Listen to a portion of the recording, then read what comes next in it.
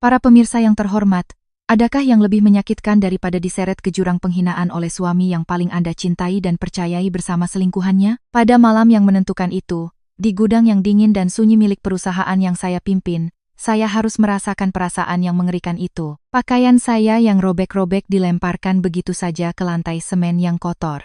Saya meringkuk di sudut, gemetar memeluk tubuh telanjang saya dengan kedua tangan. Bukan karena udara yang menggigit di malam akhir tahun di Jakarta, melainkan karena kekejaman tak terhingga dari dua manusia yang berdiri di hadapan saya. Salah satunya adalah suami saya, Baskara Wijoyo, orang yang sama yang pagi itu memberiku ciuman lembut di kening sebelum berangkat kerja. Yang satunya lagi adalah Lestari, sepupu jauh yang saya sambut dan rawat sendiri. Sekarang mereka menatap saya dari atas dengan mata penuh euforia, seperti predator di hadapan mangsanya.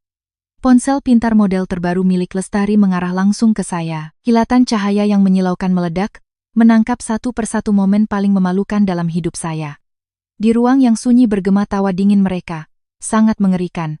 Baskara, sayang, lihat itu. Bukankah menyedihkan kondisi sepupuku ini? Anindita Rahardian yang agung, Direktur Citra Anindita Interior, sekarang terlihat seperti tikus basah kuyup. Baskara tidak berkata apa-apa, hanya tersenyum dengan jijik. Itu adalah senyuman yang belum pernah saya lihat sebelumnya.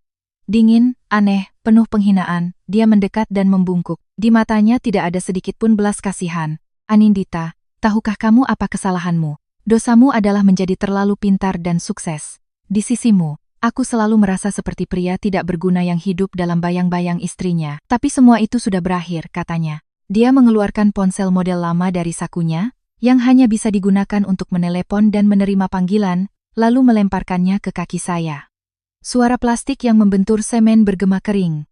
Telepon. Telepon surga jika kau mau dan minta mereka menyelamatkanmu. Suaranya menantang. Coba kita lihat, siapa selain aku yang bisa datang menyelamatkanmu saat ini? Saya memandang ponsel yang tergeletak di lantai, lalu kembali menatap dua wajah iblis di hadapan saya. Air mata saya sudah mengering, hanya menyisakan amarah yang membara.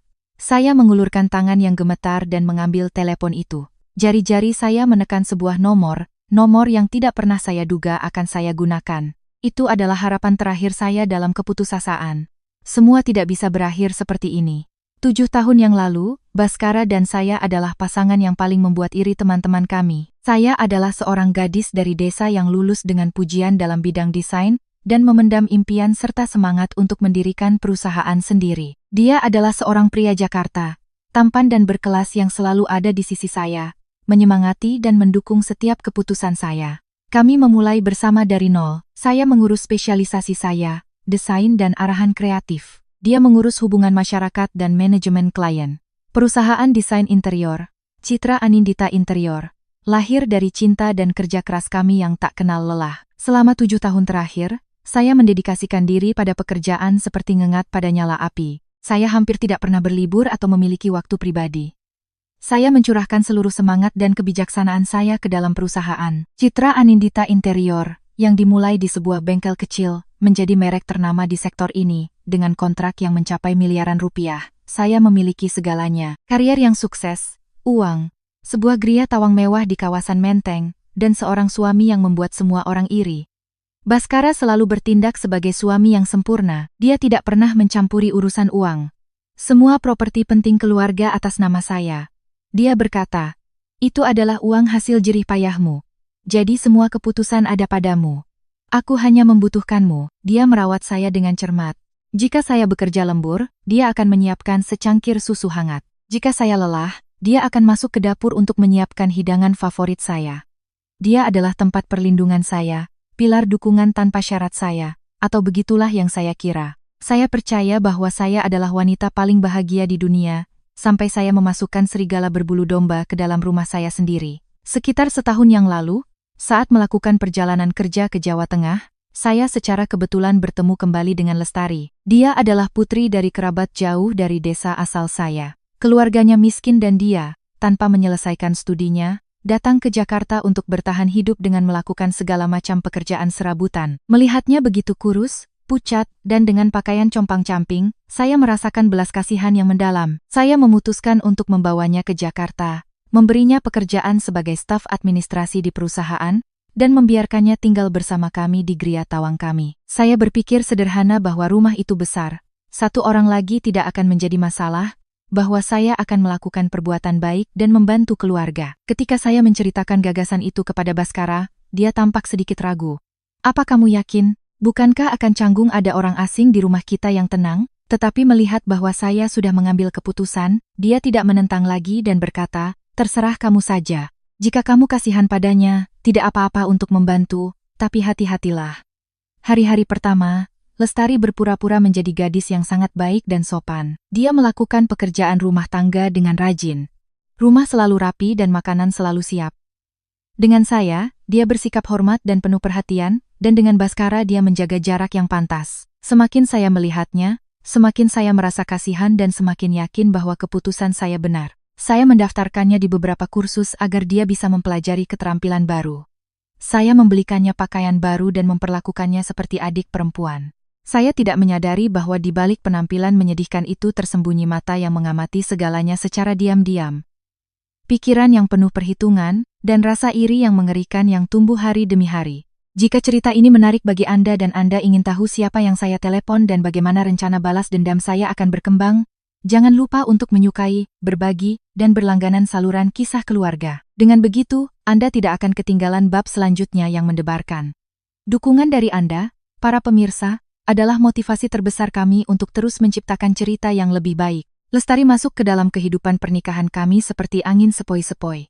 Awalnya membawa kenyamanan, tetapi kemudian secara diam-diam mengumumkan badai. Dia sangat cerdas dan licik, dia dengan cepat mempelajari semua kebiasaan dan selera Baskara dan saya. Untuk sarapan, selalu ada nasi goreng, favorit Baskara, dan untuk makan malam, soto Betawi, yang sangat saya sukai. Dia tidak hanya pandai dalam pekerjaan rumah tangga, tetapi juga tahu cara mendengarkan. Ketika saya pulang kerja dengan lelah, dia akan menyiapkan secangkir teh chamomile dan duduk di samping saya untuk mendengarkan keluhan saya tentang stres kerja. Kak Anindita, kakak luar biasa. Kakak menanggung beban perusahaan sebesar ini sendirian. Andai saja aku bisa seperti kakak, bahkan setengahnya pun, katanya selalu dengan tatapan penuh kekaguman. Saya, yang selalu harus kuat di dunia bisnis, luluh di hadapan kerapuhannya yang tampak dan rasa hormatnya yang tulus. Saya mulai memperlakukannya seperti saudara perempuan dan mempercayakan segala macam hal kepadanya, bahkan rahasia perusahaan dan rencana masa depan perusahaan. Tidak pernah dalam mimpi terliar saya membayangkan bahwa setiap informasi yang saya bagikan, setiap kekhawatiran yang saya curahkan, akan menjadi senjata di tangannya. Keretakan pertama muncul dengan sangat halus, begitu kecil sehingga jika bukan saya yang mengalaminya, saya mungkin akan mengabaikannya.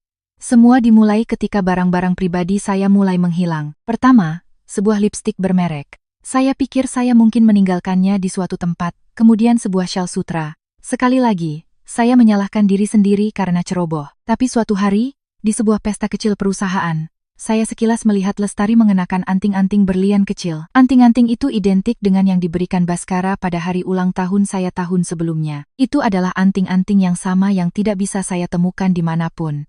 Melihat saya menatapnya tajam, Lestari buru-buru menutupi telinganya dengan rambut dan warna wajahnya sedikit berubah. Saya hampir bertanya, tetapi menahan diri. Saya pikir itu mungkin kebetulan. Mungkin saya terlalu sensitif. Saya tidak ingin mencurigai saudara perempuan yang saya percayai dan sayangi dengan sepenuh hati. Pada saat yang sama, sikap Baskara juga mulai berubah secara bertahap.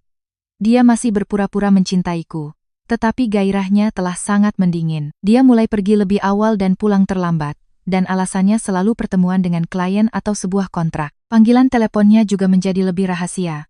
Dia sering pergi ke teras atau mengunci diri di ruang kerja untuk berbicara dengan berbisik. Suatu kali, saat kebetulan lewat, saya samar-samar mendengarnya berkata, "Jangan khawatir, hampir semuanya selesai. Aku berjanji akan memberimu tempat yang pantas kamu dapatkan." Jantungku berdebar kencang, tetapi ketika aku bertanya, dia menjadi sangat marah. "Apakah kamu meragukanku? Ini urusan bisnis, jadi berhentilah membuat cerita sendiri." Sikap marahnya, yang tidak normal menyakitiku. Aku mulai merasa kesepian di rumahku sendiri. Jarak antara Baskara dan aku semakin besar, dan orang lain mengisi kekosongan itu. Baskara mulai menunjukkan minat yang aneh pada Lestari. Dia sering membelikannya hadiah, terkadang gaun baru, terkadang ponsel pintar model terbaru. Dia mengatakan itu adalah hadiah untuk kerja kerasnya. Lestari selalu berpura-pura menolaknya, tampak terharu.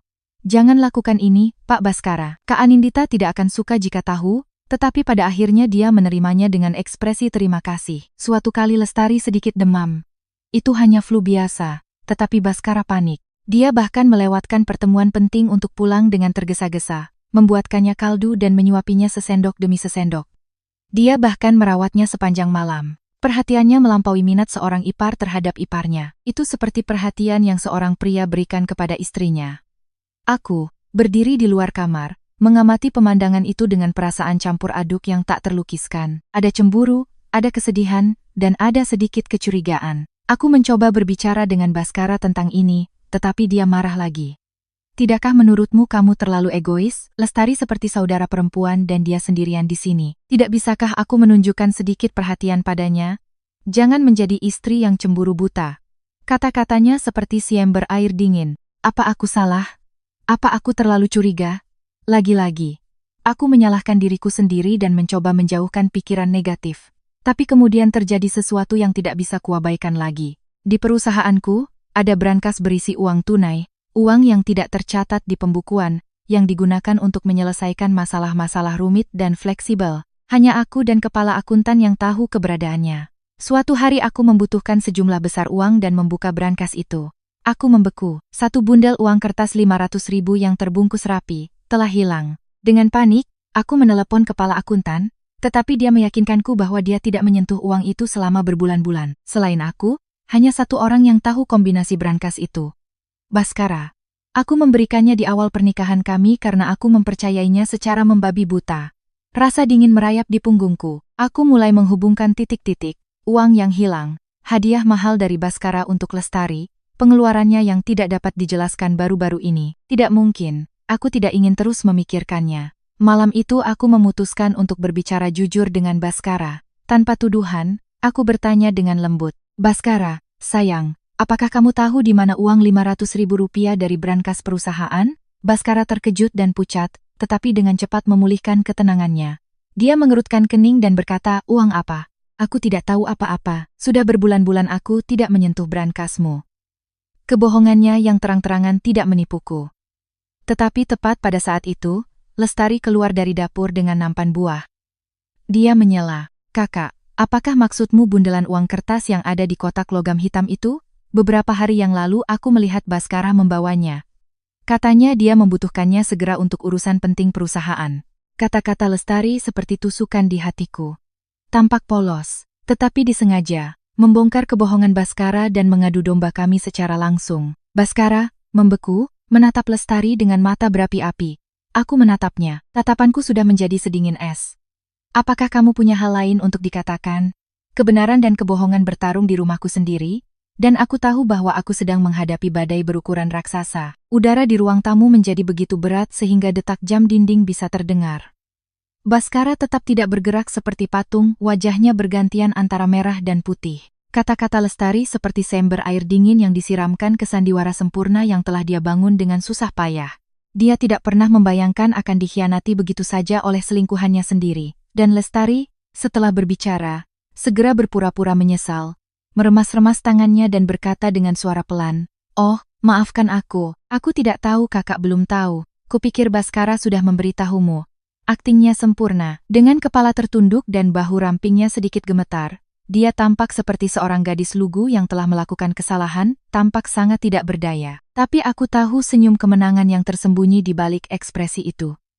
Dia sedang menyiram bensin ke api, dengan sengaja membawa konflik antara Baskara dan aku ke puncaknya. Aku tidak memandangnya, pandanganku tetap tertuju pada Baskara, menunggu penjelasan. Aku masih menyimpan secercah harapan bahwa mungkin ada kesalahpahaman, bahwa dia benar-benar menggunakan uang itu untuk urusan perusahaan, tetapi harapan itu dihancurkan secara brutal olehnya sendiri. Setelah beberapa detik hening, Baskara tampak kembali tenang. Dia menarik napas dalam-dalam dan menoleh ke arahku, tetapi sikapnya bukanlah penyesalan, melainkan kejengkelan yang tidak berusaha dia sembunyikan. Ya, aku yang mengambilnya, suaranya menjadi kasar. Aku butuh uang cepat untuk menutup kesepakatan besar. Aku berencana memberitahumu ketika semuanya berjalan lancar dan ada keuntungan. Tapi aku tidak tahu kamu akan membuat keributan seperti ini. Apa kamu juga tidak percaya padaku, Anindita? Kata-katanya membuatku terdiam. Dia tidak hanya mengaku, tetapi juga menyalahkanku. Dia telah mengubah pencurian uangnya menjadi tindakan yang sah demi kebaikan perusahaan dan membuat kekhawatiranku tampak seperti kecurigaan yang tidak berdasar. Kesepakatan besar. Kenapa kamu tidak berkonsultasi denganku? Aku mencoba agar suaraku tidak bergetar. Aku suamimu dan wakil direktur perusahaan ini. Apa aku harus melaporkan semua yang kulakukan padamu?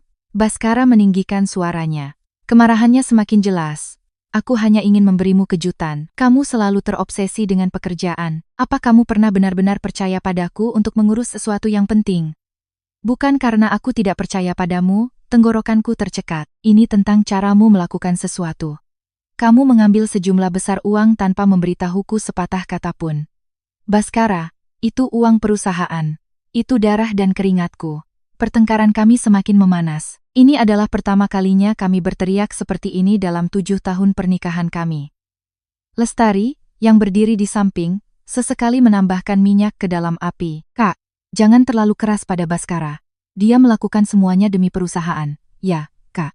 Akhir-akhir ini Baskara terlihat sangat stres, dia selalu khawatir tentang perusahaan. Mereka membentuk tim yang sempurna, menyudutkanku ke posisi istri yang egois, picik, dan tidak pengertian. Akhirnya, tidak tahan lagi, aku berteriak, cukup, aku tidak mau dengar lagi. Aku berbalik, naik ke kamarku, dan membanting pintu. Aku ambruk di tempat tidur dan menangis terseduh-seduh. Retakan yang terlalu besar telah terbuka dalam kepercayaanku. Aku tidak lagi mengenali pria yang pernah kucintai. Malam itu Baskara tidak masuk ke kamar tidur. Dia bilang akan tidur di ruang kerja agar tidak menggangguku. Aku tahu itu hanya alasan.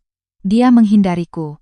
Setelah pertengkaran malam itu, dinding dingin yang tak terlihat berdiri di antara Baskara dan aku. Kami hampir tidak berbicara. Suasana di rumah menjadi menyesakkan. Baskara terus pergi pagi-pagi dan pulang larut malam, tetapi dia tidak lagi mencoba menyembunyikannya. Dia menerima panggilan mencurigakan secara terbuka dan membalas pesan di tengah malam. Aku tahu aku tidak bisa tinggal diam. Aku harus mencari tahu kebenarannya. Apa kesepakatan besar yang dia bicarakan itu? Dan yang lebih penting, siapa wanita di teleponnya? Aku memutuskan untuk tidak lagi menghadapinya secara langsung. Aku akan bertindak diam-diam. Aku menghubungi agen detektif swasta terpercaya yang kukenal melalui seorang teman. Aku memberinya foto Baskara, nomor plat mobilnya, dan jadwalnya. Permintaanku hanya satu, mengawasinya 24 jam sehari dan mencatat semua tempat yang dia kunjungi, dan semua orang yang dia temui. Aku menginginkan bukti yang tak terbantahkan. Hari-hari berikutnya adalah yang terpanjang dalam hidupku. Aku tetap pergi ke kantor, mencoba bertindak normal, tetapi hatiku selalu gelisah.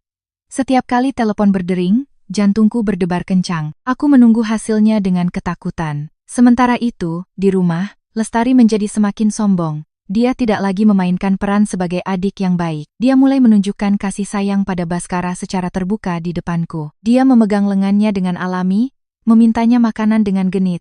Baskara tidak menghindarinya, bahkan tampak menikmatinya. Mereka memperlakukanku seolah-olah aku tidak ada, memamerkan hubungan mereka di rumahku sendiri, dan kemudian tibalah hari yang menentukan itu. Sore itu, saat aku sedang rapat dengan seorang mitra, aku menerima email dari agen detektif. Subjeknya hanya satu kata, hasil. Aku merasa jantungku berhenti berdetak. Aku segera meminta maaf kepada mitraku, dan berlari ke kamar mandi, mengunci pintu. Dengan tangan gemetar aku membuka email itu. Di dalamnya ada serangkaian foto yang sangat jelas. Foto pertama, Baskara dan Lestari keluar dari sebuah restoran mewah, bergandengan tangan. Foto kedua, mereka berada di bioskop, tertawa dan berbicara dengan gembira. Dan foto terakhir, yang benar-benar membunuh hatiku, adalah foto mereka berciuman mesra, di depan sebuah hotel di Jalan Sudirman. Wanita misterius itu bukanlah orang asing. Kesepakatan besarnya adalah sepupu yang telah kusambut. Aku berdiri terpaku di kamar mandi, dan ponsel pintarku terlepas dari tanganku dan jatuh ke lantai. Pikiranku kosong. Seluruh dunia yang telah kupercayai, kucintai, dan kubangun hancur berkeping-keping dalam sekejap. Rasa sakitnya begitu hebat sehingga aku tidak bisa menangis. Aku hanya merasakan mual yang naik ke tenggorokanku. Bukan hanya suamiku yang mengkhianatiku, tetapi orang yang kuanggap sebagai saudara perempuanku telah menusukku dari belakang. Tapi itu bukan yang terburuk. Email itu juga berisi file audio. Aku memasang earphone dan menekan tombol putar. Aku mendengar suara-suara familiar Baskara dan Lestari, tetapi kata-kata yang mereka ucapkan lebih beracun daripada racun ular. Baskara, sayang, kapan kita bisa mengumumkannya? Aku muak memainkan peran sebagai adik kecil. Itu adalah suara genit Lestari. Hampir sayangku. Sedikit lagi kesabaran. Aku sedang menunggu saat yang tepat. Perempuan bodoh itu percaya buta padaku, jadi aku hanya perlu meyakinkannya untuk menandatangani surat kuasa administrasi perusahaan, dan semuanya akan menjadi milik kita. Tapi sepertinya kakakku mulai curiga. Dan kenapa kalau dia curiga? Dia tidak punya bukti. Biarkan dia curiga. Pada saat dia mengetahui kebenarannya, semuanya sudah terlambat. Saat itu dia harus berlutut dan memohon pada kita. Tawa kejam mereka bergema melalui earphone. Aku mematikan rekaman itu. Seluruh tubuhku gemetar karena marah. Konspirasi mereka bukan hanya perselingkuhan. Mereka ingin merampas semua yang kumiliki. Mereka ingin meninggalkanku di jalanan tanpa sepeser pun. Itu adalah rencana yang kejam dan diperhitungkan dengan cermat. Aku terjatuh ke lantai. Aku merasa seperti tercekik. Apa yang harus kulakukan sekarang? Menghadapi mereka. Aku hanya akan mendapatkan penyangkalan dan hinaan. Tidak, aku tidak bisa bertindak sebodoh itu. Rasa sakit yang tajam secara bertahap berubah menjadi tekad yang dingin. Jika mereka ingin bermain, aku akan bermain dengan mereka sampai akhir. Tapi akulah yang akan membuat langkah terakhir dan menang. Aku keluar dari kamar mandi. Wajahku telah kembali tenang seperti biasa, tetapi di mataku menyala api yang berbeda. Bukan lagi api cinta, melainkan api kebencian dan tekad untuk membalas dendam. Aku kembali ke ruang rapat, meminta maaf kepada mitra, dan menyelesaikan rapat dengan cepat.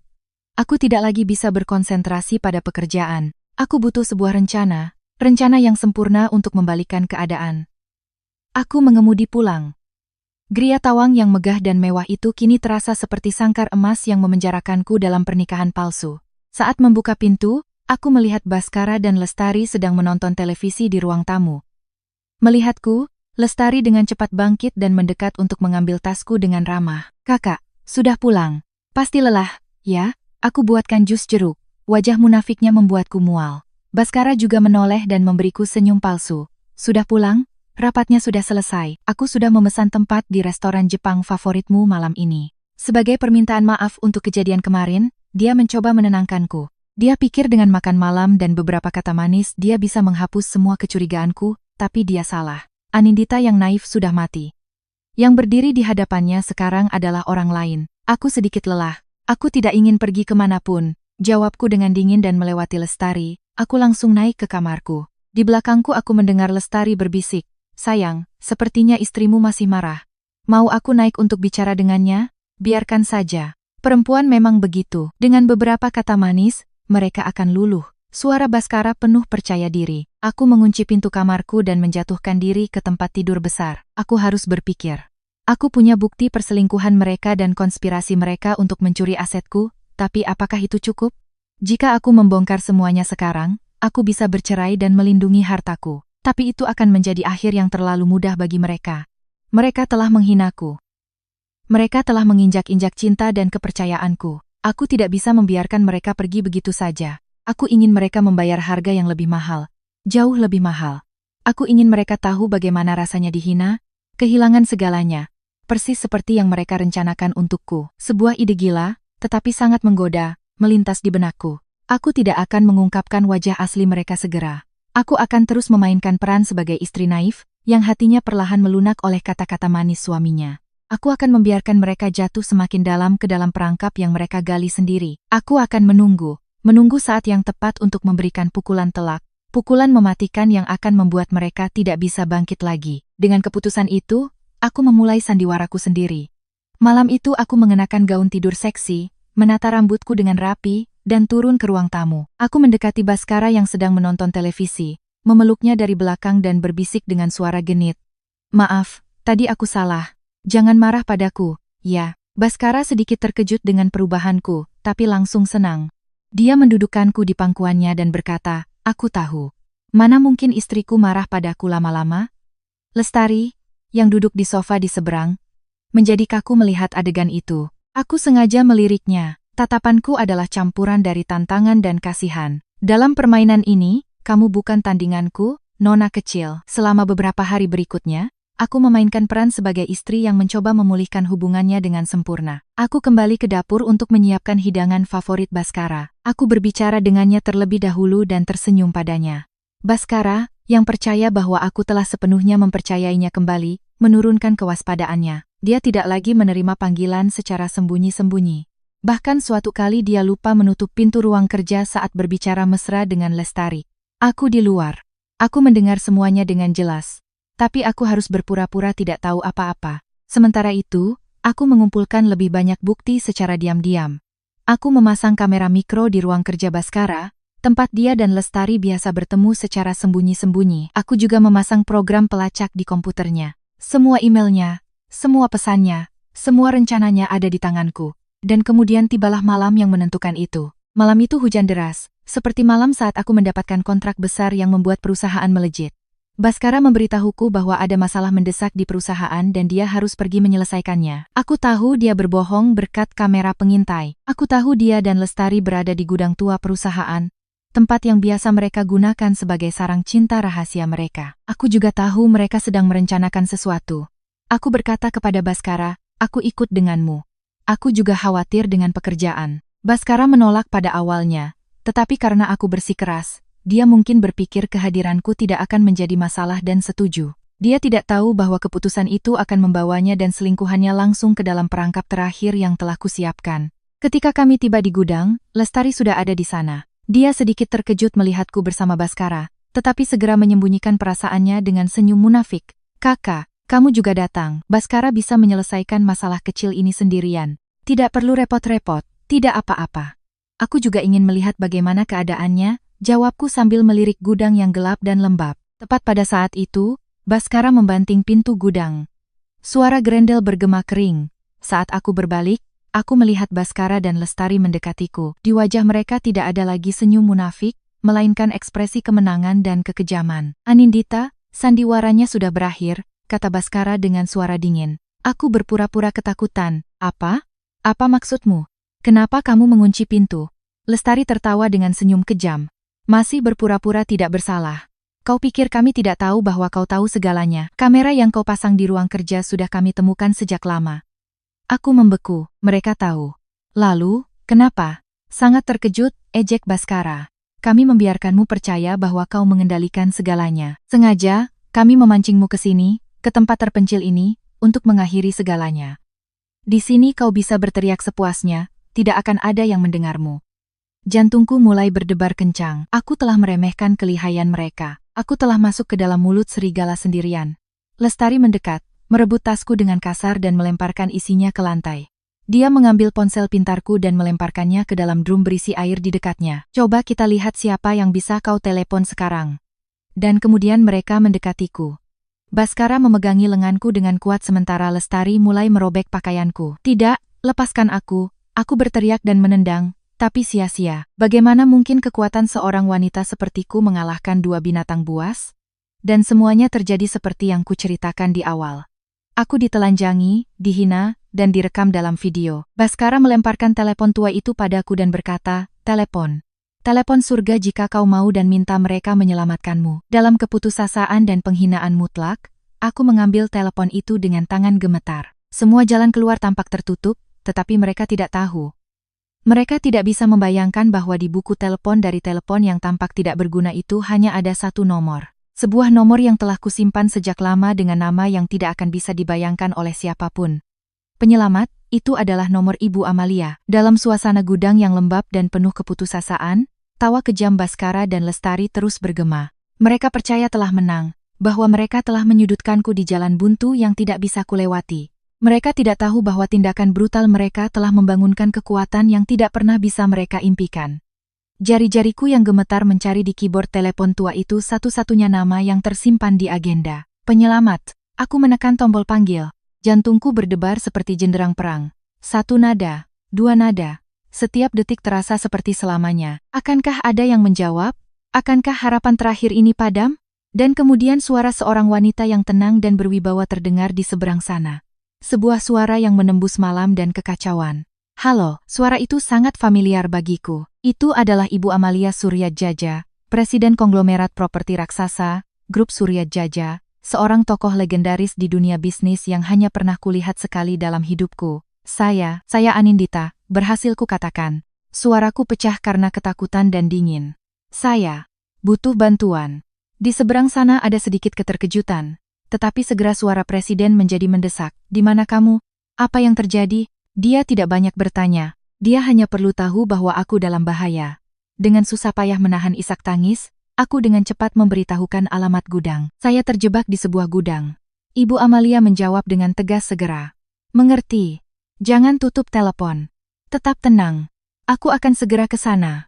Jangan tutup telepon dalam keadaan apapun. Baskara dan Lestari, setelah momen euforia mereka, melihatku mengutak-atik telepon dan tertawa lagi. Lihat itu, sepertinya dia masih punya kekuatan untuk menelepon, kata Lestari dengan jijik. Siapa yang kau telepon? Hantu. Siapa yang peduli padamu saat ini? Baskara melipat tangannya dan mengamati dengan puas. Biarkan dia menelepon. Aku ingin melihat siapa yang bisa dia telepon. Kita harus membuatnya mengerti ketidakberdayaannya. Kita harus membuatnya melihat bahwa dia hanyalah ikan di atas talenan. Mereka tidak tahu bahwa panggilanku telah terhubung, bahwa setiap kata yang mereka ucapkan, setiap tawa mengerikan mereka, didengar dengan jelas oleh seseorang di seberang sana. Aku tidak mengatakan apa-apa. Aku meringkuk di sudut, memegang telepon seolah-olah itu adalah satu-satunya pelampungku. Waktu berlalu perlahan. Setiap menit terasa seperti 1 jam. Baskara dan Lestari sepertinya sudah bosan dengan permainan penghinaan mereka. Mereka duduk di sebuah meja tua, dan mulai berbicara tentang masa depan cerah mereka. Ketika perempuan jalang ini menghilang, aku akan secara resmi menunjukmu sebagai wakil presiden, kata Baskara sambil merangkul Lestari. Seluruh perusahaan ini, Gria Tawang itu, semuanya akan menjadi milik kita. Dan apa yang kita lakukan dengan video ini? Tanya Lestari sambil menunjukkan ponsel pintarnya. Kita harus memastikan dia tidak akan pernah bisa bangkit lagi. Baskara tersenyum jahat. Jika dia buka mulut, kita akan sebarkan video ini ke seluruh dunia. Direktur Besar Anindita Rahardian akan menjadi bahan tertawaan planet ini. Dia akan hidup dalam penghinaan selama sisa hidupnya. Mereka berencana untuk menghancurkan hidupku sepenuhnya, tanpa tahu bahwa rencana mereka akan segera menjadi asap. Sekitar 20 menit kemudian, tiba-tiba terdengar derit beberapa mobil yang mengerem mendadak di luar gudang, diikuti oleh suara langkah kaki yang tergesa-gesa dari banyak orang. Baskara dan Lestari terkejut dan saling memandang dengan bingung. Suara apa itu? Tanya Lestari dengan gugup. Pasti penjaga yang sedang berpatroli. Jangan khawatir. Baskara mencoba menenangkannya, tetapi ada sedikit kekhawatiran dalam suaranya. Tapi kemudian, suara ledakan yang memekakkan telinga, seolah-olah langit runtuh, bergema. Pintu besi gudang yang berat itu dipukul dengan kekuatan luar biasa. Engselnya patah dan jatuh ke lantai. Baskara dan Lestari berteriak ketakutan. Dari luar, gelombang pria tinggi, berwajah datar, dan mengenakan setelan hitam, masuk berbondong-bondong. Mereka bergerak dengan cepat dan profesional, mengepung Baskara dan Lestari dalam sekejap. Keduanya membeku dengan wajah tanpa setetes darah pun, tidak mengerti apa yang sedang terjadi. Di belakang para pengawal masuk seorang wanita. Dia mengenakan setelan putih yang dipotong dengan sempurna. Rambutnya disanggul dengan elegan dan wajahnya yang anggun memancarkan otoritas yang luar biasa. Itu adalah Ibu Amalia. Tatapannya yang tajam menyapu Baskara dan Lestari sebelum berhenti padaku. Meringkuk di sudut gelap. Ekspresinya melembut seketika, dipenuhi rasa kasihan dan amarah. Seorang pengawal wanita dengan cepat melepas jaketnya, mendekat, dan menyampirkannya padaku, menutupi tubuhku yang gemetar.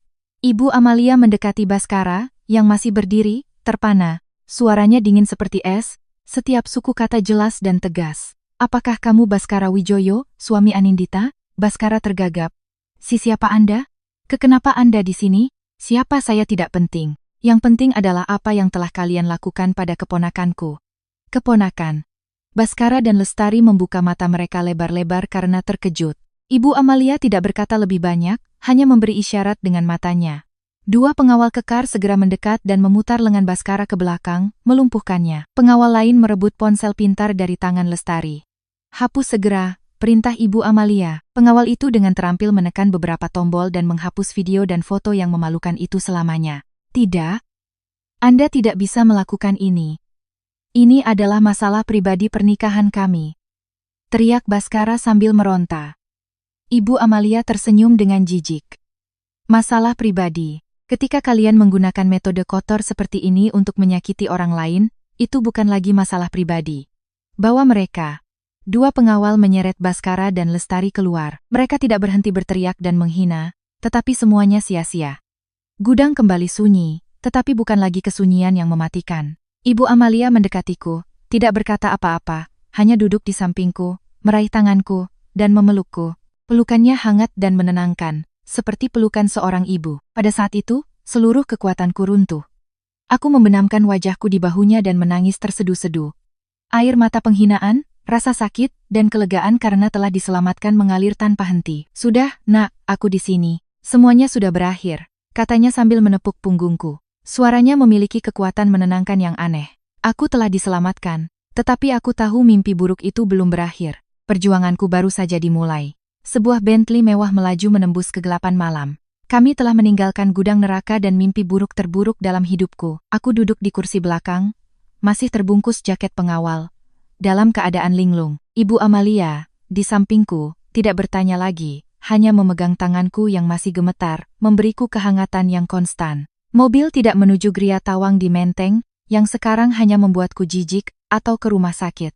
Mobil itu langsung menuju Pondok Indah dan berhenti di depan sebuah mansion yang megah dan mewah yang terpencil di tepi danau. Ukurannya beberapa kali lebih besar dan lebih mewah dari rumahku sendiri. Ini rumahku. Tinggallah di sini untuk sementara waktu.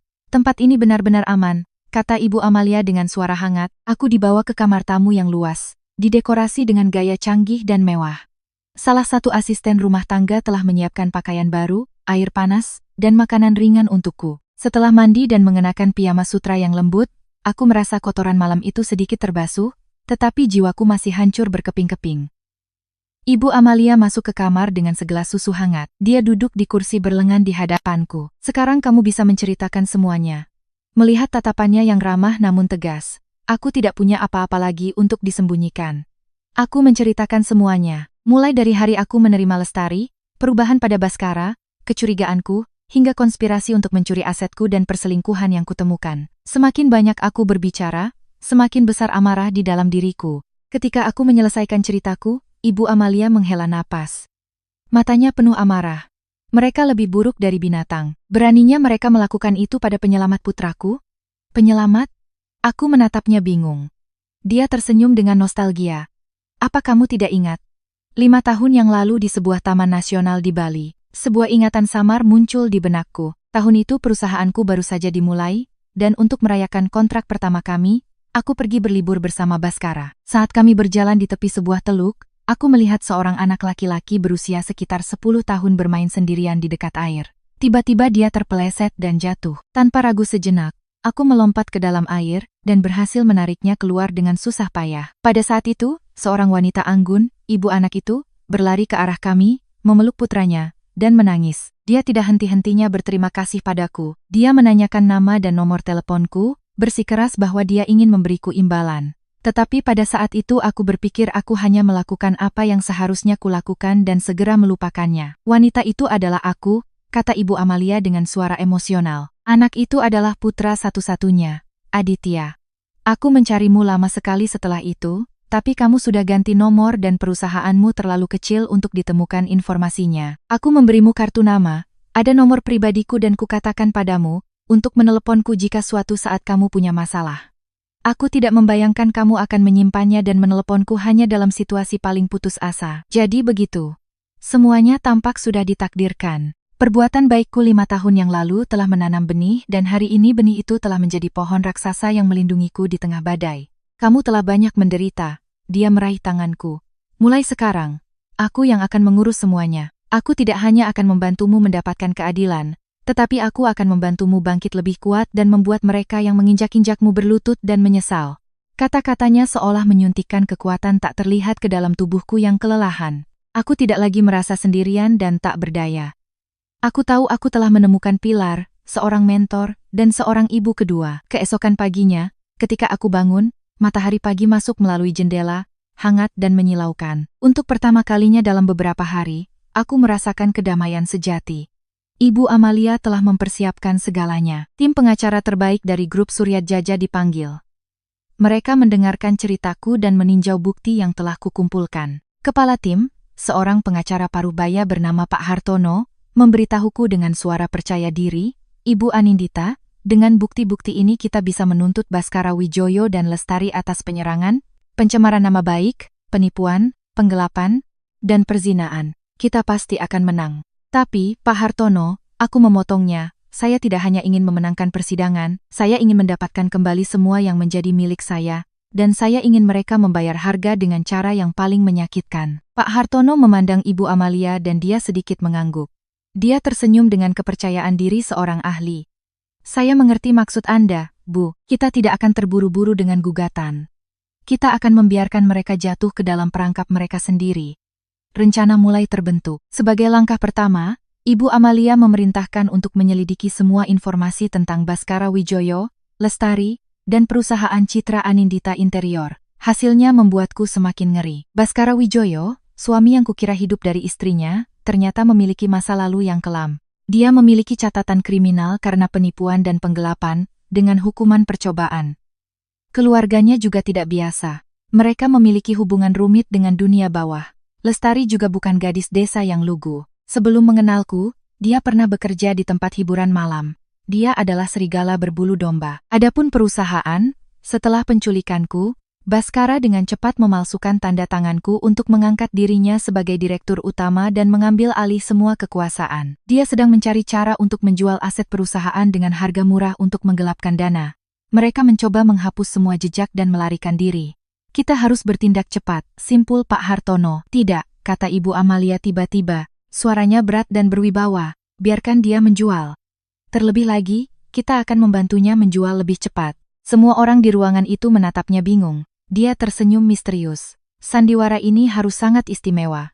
Umpan sudah siap. Kita hanya perlu menunggu ikan menggigitnya. Aku menatap Ibu Amalia dengan kekaguman. Dia bukan hanya seorang pengusaha brilian, tetapi juga seorang ahli strategi yang hebat. Sebuah perangkap yang lebih besar dan lebih canggih sedang digelar dan aku tahu bahwa, secerdik apapun Baskara dan Lestari, mereka tidak akan pernah bisa lolos dari jaring ini. Selama beberapa hari berikutnya, aku tinggal di mansion Ibu Amalia, seperti burung phoenix yang menunggu untuk dilahirkan kembali. Rasa sakit masih muncul secara halus di dadaku setiap malam, tetapi tidak bisa lagi meruntuhkanku. Itu telah menjadi nyala api, kekuatan yang mendorongku untuk berubah dan menjadi lebih kuat. Ibu Amalia tidak hanya memberiku tempat berlindung yang aman, tetapi juga menugaskan tim yang tangguh untuk membantuku bertransformasi. Setiap pagi aku bangun sangat pagi untuk berlatih bela diri dengan seorang instruktur profesional. Aku belajar menyerang, membela diri, untuk tidak pernah lagi berada dalam situasi pasif. Lantai gym basah oleh keringat dan tubuhku sakit, tetapi aku tidak pernah menyerah. Setiap pukulan, setiap tendangan membawa serta amarah dan dendamku. Aku tidak hanya melatih tubuhku, tetapi juga kemauanku.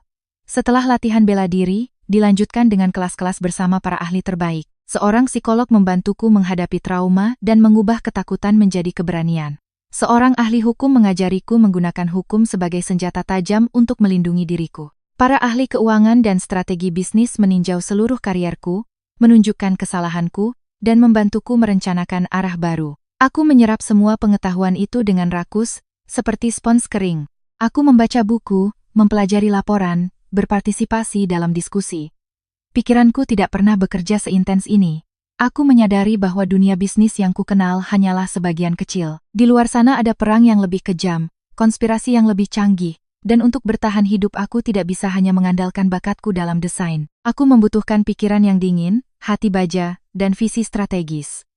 Perubahan terbesar mungkin adalah penampilanku. Ibu Amalia memanggil penata gaya dan ahli kecantikan terbaik di Jakarta. Rambut hitam panjangku, yang selalu kubanggakan dan yang dikatakan Baskara ia cintai. Aku memotongnya tanpa ragu sedikit pun. Sebagai gantinya, aku memilih potongan pixie modern, dan berkarakter dan mewarnainya dengan warna coklat abu-abu modern. Kulitku, yang pucat karena terlalu banyak bekerja, menerima perawatan yang cermat dan menjadi lembut serta bersinar. Lemari pakaianku juga sepenuhnya diperbarui. Setelan kantor yang sederhana dan pakaian rumah kasual digantikan oleh setelan jas yang mengesankan, gaun malam yang memukau, dan setelan yang menonjolkan bentuk tubuh dan aura seorang pemimpin. Saat aku bercermin, aku tidak lagi melihat Anindita yang lama, yang lemah, dan penurut. Di depan cermin ada wanita lain dengan tatapan tajam dan percaya diri, senyum misterius, dan aura kekuatan yang tidak bisa diabaikan. Ini bukan perubahan demi kecantikan. Ini adalah deklarasi perang.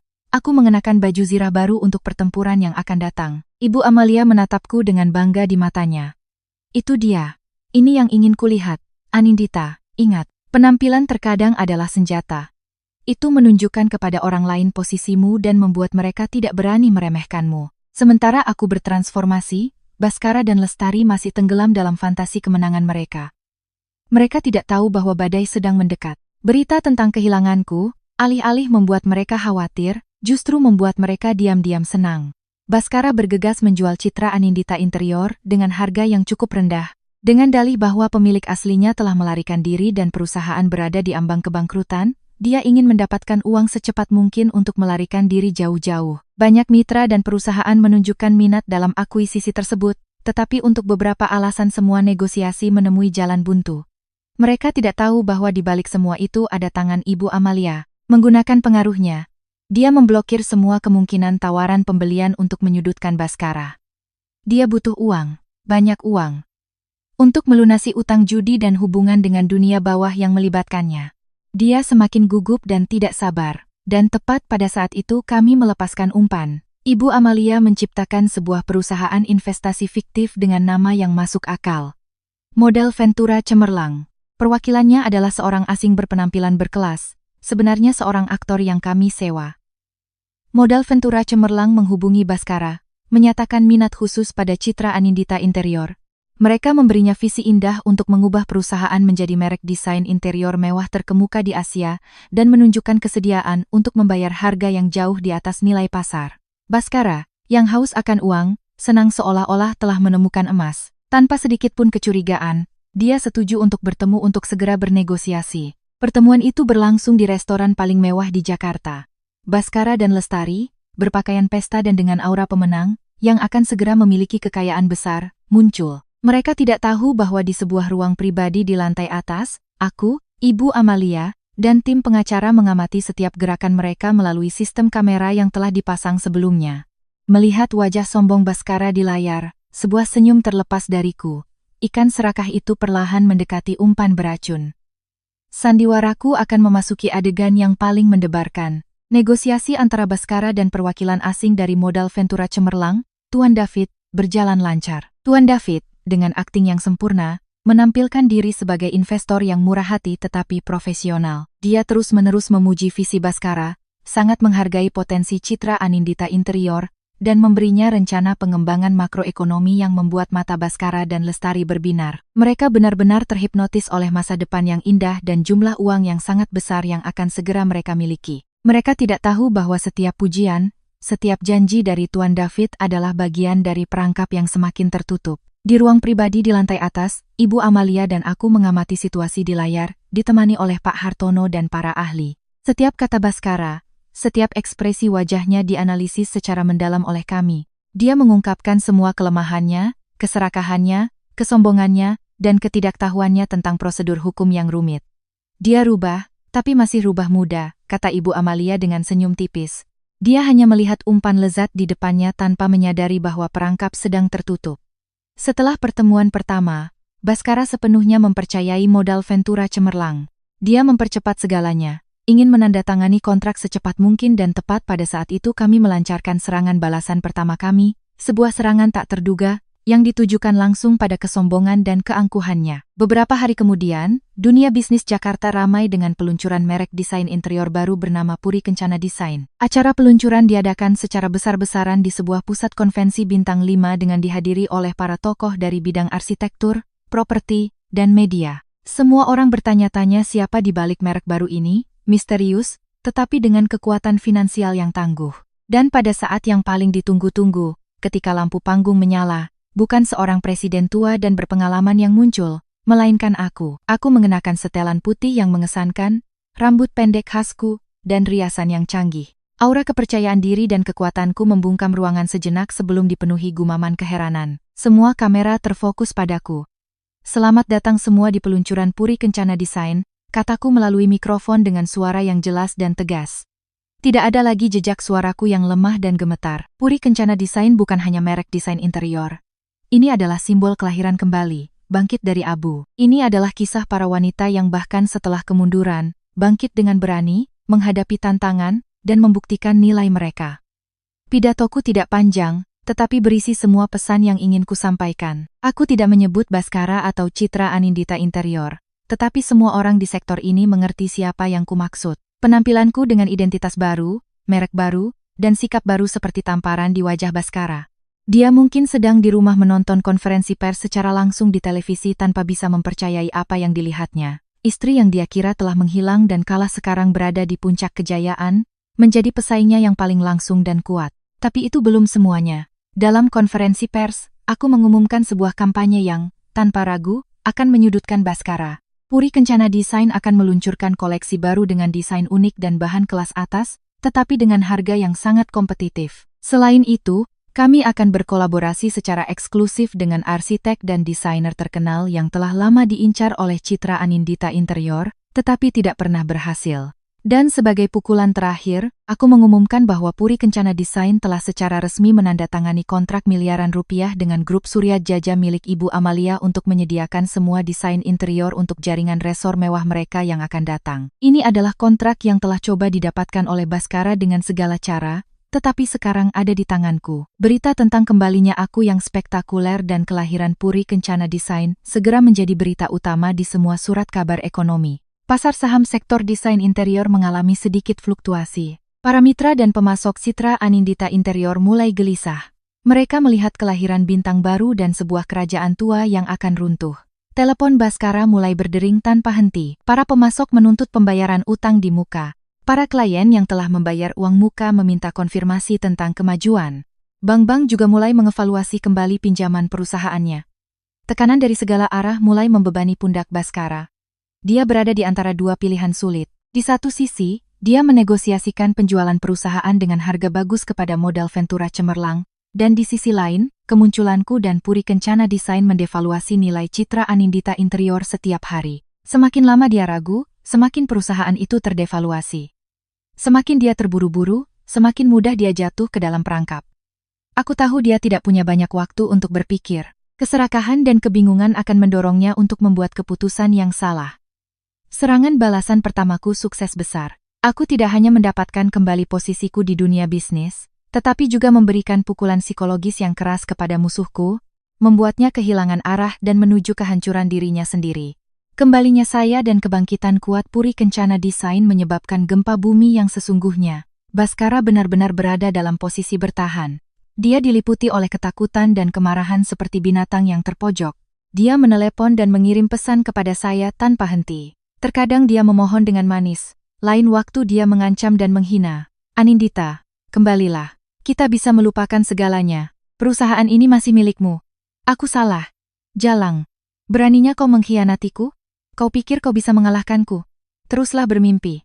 Saya tidak membalas pesan apapun. Keheningan saya membuatnya semakin gila. Dia tidak mengerti bagaimana saya bisa berubah begitu cepat, siapa yang ada di belakang saya. Dia mulai mencurigai semua orang di sekitarnya, dari mantan karyawan hingga mitra bisnis. Kebingungan dan ketidakpercayaan perlahan-lahan menggerogoti kewarasannya. Sementara itu, Lestari juga tidak baik-baik saja. Melihat Bhaskara tenggelam dan masa depan kaya yang diimpikannya akan segera lenyap, dia mulai mengubah sikapnya. Pertengkaran mereka semakin sering terjadi. Tapi, bagaimana kamu berbisnis? Kenapa kamu membiarkan wanita itu membalikkan keadaan? Kamu berjanji padaku kehidupan yang bahagia. Diam. Ini semua karena kamu. Kalau bukan karena hasutanmu, kita tidak akan sampai seperti ini. Aliansi iblis mereka, yang dibangun di atas keserakahan dan tipu daya, mulai retak dari dalam. Tekanan dari semua sisi, dari saya sebagai pesaing, dari para kreditur, dan dari kekasihnya, membawa Bhaskara ke ambang kehancuran. Dia tidak punya pilihan lain selain berpegang pada satu-satunya pelampungnya. Modal Ventura cemerlang. Dia bergegas menghubungi kembali Tuan David, menerima semua syarat, bahkan yang lebih tidak menguntungkan dari yang semula, asalkan bisa menjual perusahaan dengan cepat, dan saat itulah kami memasang perangkap terakhir. Kontrak jual beli disusun oleh tim pengacara Ibu Amalia, dan di dalamnya tersembunyi klausul-klausul hukum yang sangat kompleks dan canggih. Sekilas, itu adalah kontrak jual beli biasa. Modal Ventura cemerlang mengakuisisi 100% saham Citra Anindita Interior seharga 50 miliar rupiah, angka yang masih sangat besar untuk nilai real perusahaan saat itu. Tetapi dalam kontrak itu ada klausul kecil yang ditulis dalam bahasa hukum yang sulit dimengerti. Klausul tersebut menetapkan bahwa penjual, Bhaskara, menjamin dan bertanggung jawab penuh atas transparansi dan legalitas, semua pembukuan dan transaksi keuangan perusahaan selama 5 tahun terakhir. Jika ditemukan segala jenis penipuan, penggelapan pajak, atau tindakan ilegal, pembeli, modal Ventura cemerlang, berhak untuk membatalkan kontrak dan tidak membayar sisa uang, dan pada saat yang sama menuntut penjual untuk memberikan ganti rugi atas semua kerugian yang diderita, termasuk denda dari lembaga negara. Baskara, dengan kepala pusing dan buta hukum, tidak menyadari bahaya klausul ini. Dia hanya melihat 50 miliar rupiah di depannya dan menandatangani kontrak tanpa ragu-ragu. Pada hari penandatanganan, Baskara dan Lestari merayakan pesta lagi. Mereka mengadakan perayaan besar di sebuah restoran mewah. Mereka percaya telah mengatasi krisis, bahwa mereka akan segera memiliki sejumlah besar uang dan dapat memulai hidup baru yang jauh. Mereka tidak tahu bahwa tanda tangan Baskara pada kontrak itu adalah hukuman mati profesional dan pribadinya. Segera setelah kontrak ditandatangani dan pembayaran pertama masuk ke rekening Baskara, modal Ventura Cemerlang, yaitu kami, mulai bertindak. Sebuah tim auditor profesional dikirim ke kantor pusat Citra Anindita Interior untuk mengambil alih pembukuan. Ini adalah prosedur yang sepenuhnya legal dan diperlukan dalam operasi merger dan akuisisi. Di bawah arahan saya, tim audit dengan cepat menemukan banyak kejanggalan serius dalam sistem keuangan perusahaan. Kontrak fiktif, faktur palsu, transaksi mencurigakan, semuanya terungkap. Dan yang paling serius, bukti bahwa perusahaan telah menghindari pajak perusahaan dalam jumlah besar selama bertahun-tahun. Semuanya dicatat dengan cermat dalam laporan audit rinci setebal ratusan halaman dengan bukti terlampir. Segera pengacara modal Ventura Cemerlang mengirim surat resmi kepada Baskara memberitahukan pelanggaran kontrak. Berdasarkan klausul yang telah ditandatanganinya, kami menyatakan bahwa kami menangguhkan sementara pembayaran sisa uang dan menuntut penjelasan atas kejanggalan tersebut. Pada saat yang sama, salinan laporan audit dan pengaduan pidana diajukan langsung ke Unit Kejahatan Ekonomi dan Fiskal Kepolisian Nasional dan Direktorat Jenderal Pajak. Perangkap telah tertutup, jaring hukum telah secara resmi ditebarkan. Baskara menerima surat dari modal Ventura Cemerlang dan panggilan dari polisi hampir pada saat yang bersamaan. Dia tercengang. Dia tidak pernah membayangkan semuanya akan terjadi begitu cepat dan kejam. Dia telah menyerahkan semua bukti kejahatannya di atas piring perak kepada musuhnya. Dia menelepon Tuan David, tetapi hanya mendapatkan nada dering tanpa akhir. Saat itulah dia menyadari bahwa modal Ventura Cemerlang hanyalah perusahaan fiktif. Dia telah ditipu, sebuah penipuan yang brilian dan menyakitkan. Dia telah menjual perusahaannya dan masa depannya dengan harga murah kepada istri yang sama yang telah dia buang. Mimpi buruk Baskara baru saja dimulai. Ketika diketahui bahwa dia sedang diselidiki oleh polisi karena penggelapan pajak dan penipuan ekonomi, dunianya runtuh dalam sekejap. Bank-bank segera membekukan semua rekening pribadinya dan rekening Citra Anindita Interior. 10 miliar rupiah dari pembayaran pertama yang baru saja dia terima dari modal Ventura Cemerlang disita sebelum dia bisa menyentuhnya. Para rentenir dan preman yang kepadanya dia meminjam uang untuk kehidupan mewah dan taruhannya mulai menagih utangnya. Mereka tidak lagi sabar. Mereka mengancamnya melalui telepon, membuat keributan di depan pintu apartemen yang disewanya. Bahkan mereka mengancam akan menemui keluarganya di kampung halamannya. Baskara hidup dalam ketakutan. Dia tidak berani keluar rumah atau menjawab telepon. Dari seorang pengusaha sukses, dia telah menjadi tikus pengecut yang bersembunyi di liangnya. Di tengah kekacauan, satu-satunya orang yang bisa dia andalkan adalah Lestari. Dia meneleponnya dan memohon agar mereka melarikan diri bersama, tetapi dia telah melupakan sifat asli wanita itu. Ketika Lestari mengetahui bahwa Baskara telah kehilangan segalanya, bahwa dia tidak hanya tidak punya uang, tetapi juga akan masuk penjara, dia membelakanginya tanpa ragu sedikitpun. Apa kamu gila? Aku tidak akan mengikat hidupku dengan seseorang yang akan masuk penjara. Suaranya di seberang telepon dingin dan kejam. Uang yang kau berikan padaku kuanggap sebagai bayaran atas masa muda yang kudedikasikan padamu. Mulai sekarang kita bukan siapa-siapa. Jangan telepon aku lagi. Panggilan itu adalah tusukan terakhir di hati Baskara yang sudah berdarah. Dia tidak hanya kehilangan uang dan kariernya, tetapi juga wanita yang menjadi alasan dia mengkhianatiku.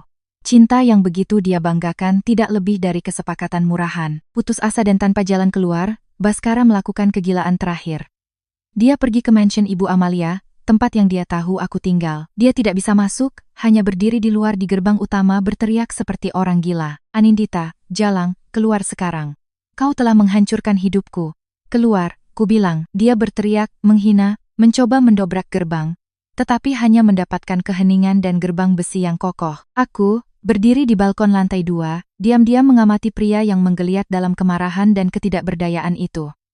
Aku tidak lagi merasakan kebencian, hanya kasihan. Pria itu pernah menjadi suamiku, orang yang pernah kucintai. Bagaimana dia bisa menjadi begitu menyedihkan?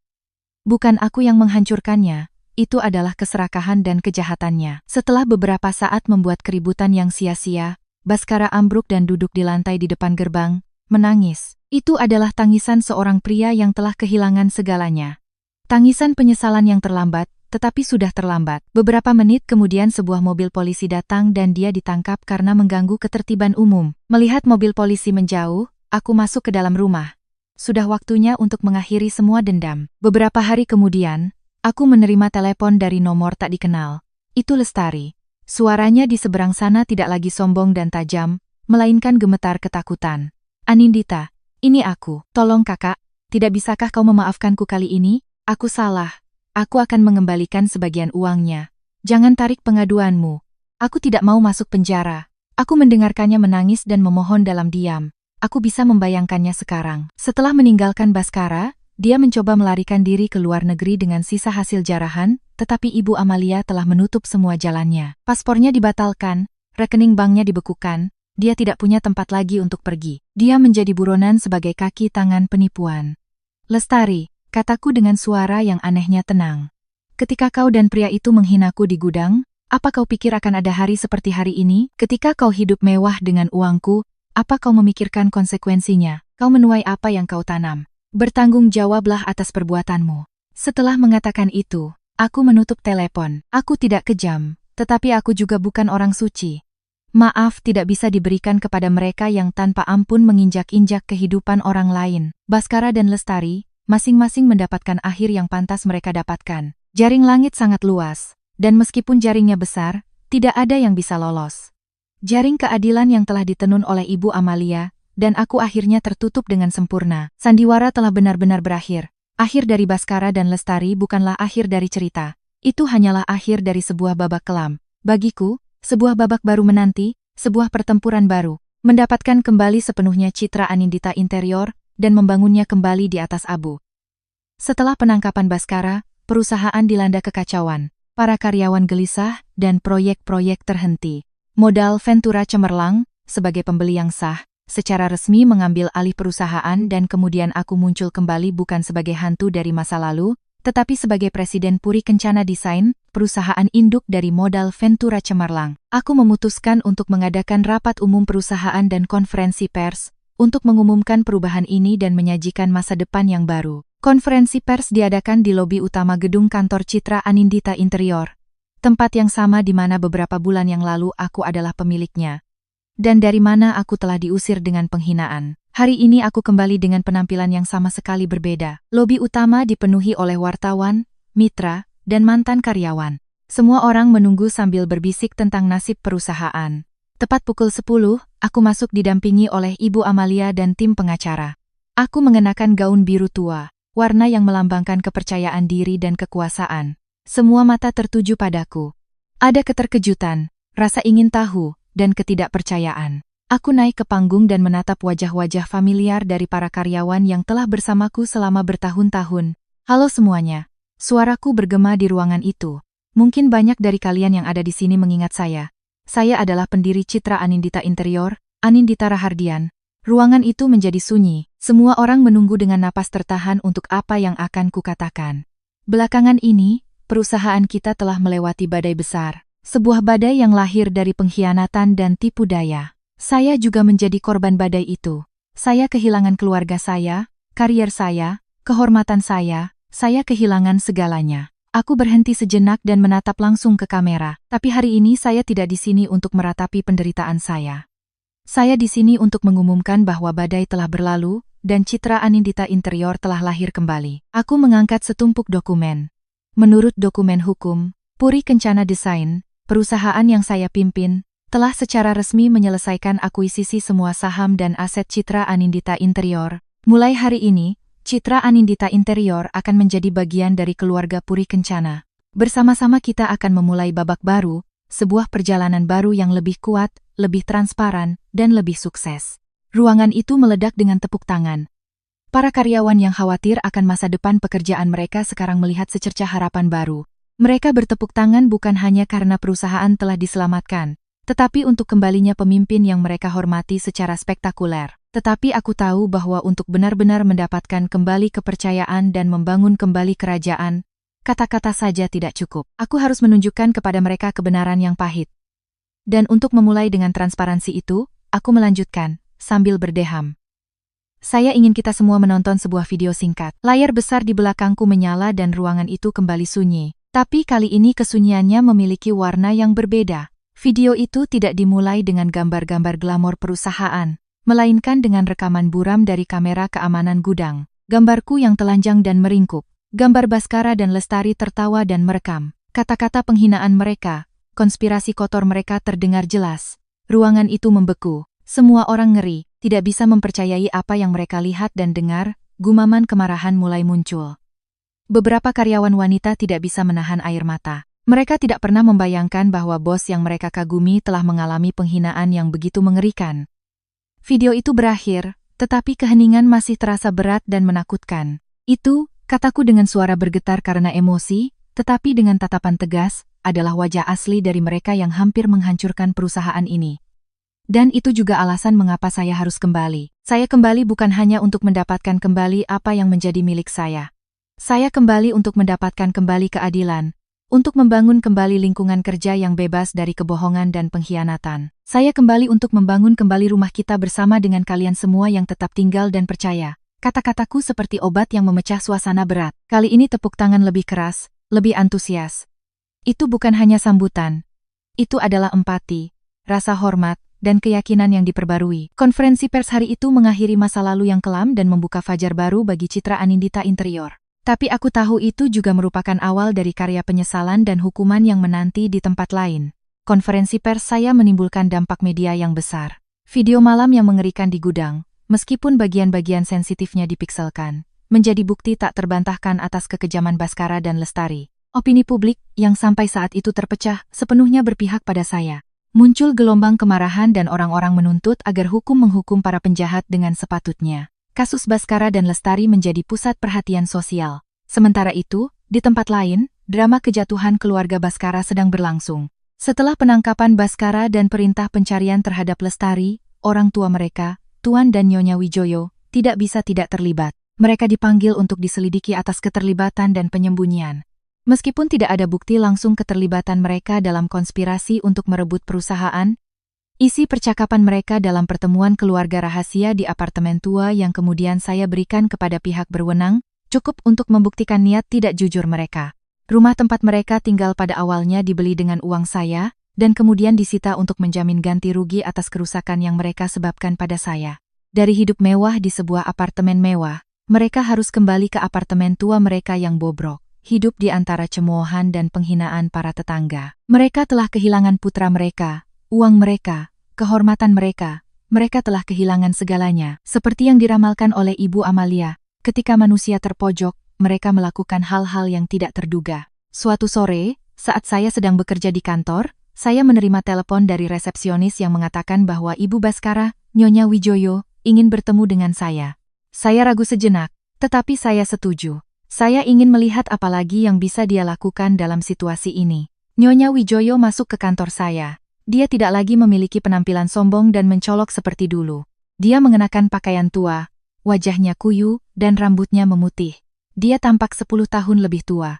Begitu dia melihat saya, dia berlutut dan mulai menangis terseduh-seduh. Anindita, Bu Anindita, saya mohon, maafkan, Baskara saya. Dia bodoh, dia tertipu oleh gadis itu. Si Lestari itu, dia anak yang baik hati dan sangat mencintaimu. Tolong, kasihanilah dan tulis surat permohonan. Dia satu-satunya putra saya. Jika dia masuk penjara, bagaimana kami akan hidup? Sambil menangis, dia mencoba merangkak dan memegang kaki saya. Saya mundur selangkah dan berkata dengan tatapan dingin, berdirilah. Ini perusahaan, bukan teater. Sikap dingin saya menghentikannya. Dia menatap saya dengan mata merah dan penuh permohonan. Anindita. Saya tahu keluarga saya dan saya salah. Saya tidak mendidik putra saya dengan baik, tapi tolong beri kami kesempatan untuk memulai kembali. Saya mohon. Kesempatan? Saya tersenyum pahit. Ketika putramu dan kekasihnya menghinaku, apakah mereka memberiku kesempatan? Ketika keluargamu berencana untuk mencuri asetku dan mengusirku ke jalanan, apakah kalian memberiku kesempatan? Nyonya, semuanya akan diselesaikan oleh hukum. Siapa menabur angin, akan menuai badai. Itulah harga yang harus dibayar putramu.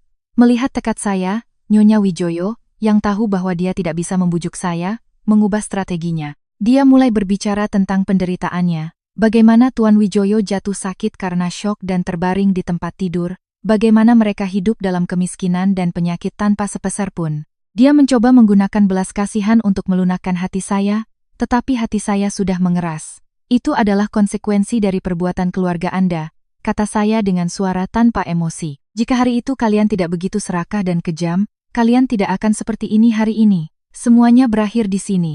Pergilah. Saya tidak ingin mendengar sepatah kata pun lagi dan saya berbalik. Tunggu, teriak Nyonya Wijoyo. Suaranya tiba-tiba menjadi jahat. Kau pikir kau sudah menang? Kau pikir kau bisa hidup dengan damai? Kukatakan padamu, kau tidak akan pernah bahagia. Putraku telah masuk penjara. Jadi aku tidak akan membiarkanmu menikmati hidup. Aku akan mengutukmu seumur hidupku. Kutukannya bergema di punggung saya, tetapi tidak bisa lagi menyakiti saya. Saya hanya merasa kasihan pada seorang ibu yang buta, seorang wanita yang dibutakan oleh keserakahan dan kebencian. Tindakan terakhirnya menyedihkan dan gagal. Ketika pintu kantor tertutup, ikatan terakhir antara keluarga itu dan saya putus sama sekali. Masa lalu benar-benar tertinggal. Persidangan Baskara dan Lestari bersifat publik dan mendapat perhatian khusus dari media. Saya tidak menghadiri pengadilan. Saya mendelegasikan semuanya kepada tim pengacara saya. Saya tidak ingin melihat lagi wajah-wajah yang telah menyebabkan begitu banyak penderitaan bagi saya. Saya mengikuti persidangan melalui berita. Di hadapan bukti yang tak terbantahkan, dari rekaman audio hingga video dan data keuangan, Baskara dan Lestari tidak bisa menyangkal kejahatan mereka. Di pengadilan, mereka saling menyalahkan. Baskara mengatakan dia digoda dan dihasut oleh Lestari dan Lestari, sambil menangis, mengatakan dia muda dan naif dan dia ditipu dan dipaksa oleh Baskara. Tetapi semua alasan mereka lenyap di hadapan bukti yang kuat. Pengadilan menjatuhkan hukuman yang adil. Baskara, sebagai pelaku utama, dihukum 15 tahun penjara karena penipuan, penggelapan, pencemaran nama baik, dan perzinaan. Lestari, sebagai kaki tangan aktif, dihukum 7 tahun. Selain itu, keduanya harus memberi saya ganti rugi atas semua kerugian material dan moral. Jumlahnya mencapai beberapa miliar rupiah. Keadilan akhirnya ditegakkan. Pada hari putusan dijatuhkan, saya merasakan kelegaan yang aneh, bukan kegembiraan. Mimpi buruk itu benar-benar telah berakhir. Orang-orang jahat telah membayar harga mereka. Beberapa bulan kemudian, ketika semuanya sudah tenang, saya menerima surat dari penjara. Itu dari Baskara. Saya ragu lama apakah harus membacanya atau tidak, tetapi saya memutuskan untuk menghadapinya untuk terakhir kalinya. Surat itu tidak lagi berisi kata-kata manis atau hinaan, hanya tulisan tangan yang canggung yang diresapi oleh penyesalan yang terlambat. Anindita, ketika kau membaca ini, mungkin aku akan memulai tahun-tahun panjangku di antara dinding-dinding dingin ini. Aku tidak menulis untuk meminta maaf. Aku tahu aku tidak berhak.